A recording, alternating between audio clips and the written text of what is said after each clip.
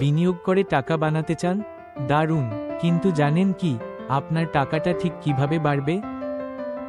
আসলে আপনার বিনিয়োগ থেকে লাভ আসার দুটো প্রধান রাস্তা আছে। একটা হলো গ্রোথ, আর একটা ডিভিডেন্ড।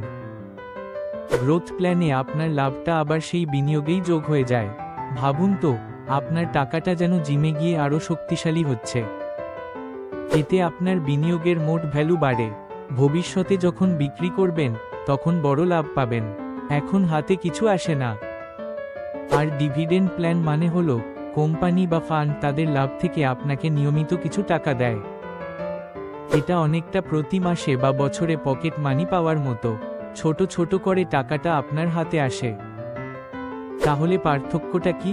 গ্রোথ মানে হলো ভবিষ্যতের জন্য বড় লাভ জমানো, ডিভিডেন্ড মানে হলো এখনকার খরচের জন্য নিয়মিত টাকা পাওয়া। আপনি যদি দীর্ঘমেয়াদী লক্ষ্যের জন্য বিনিয়োগ করেন এবং এখনই টাকার দরকার না হয়, গ্রোথ আপনার বন্ধু। আর যদি আপনার নিয়মিত কিছু নগদ টাকার প্রয়োজন হয়, তাহলে ডিভিডেন্ড প্ল্যান দেখতে পারেন। কিন্তু আসল মজার ব্যাপার হলো কোনটা সেরা, সেটা নির্ভর করে আপনার ব্যক্তিগত প্রয়োজন আর লক্ষ্যের উপর। আপনার বয়স, আয়ের উৎস, আর ঝুঁকি নেওয়ার ক্ষমতা সবকিছু এখানে গুরুত্বপূর্ণ। সুতরাং চোখ বন্ধ করে একটা বেছে না নিয়ে নিজের পরিস্থিতি বুঝে সিদ্ধান্ত নিন। দরকার হলে একজন আর্থিক উপদেষ্টার সাহায্য নিন। শুভ বিনিয়োগ।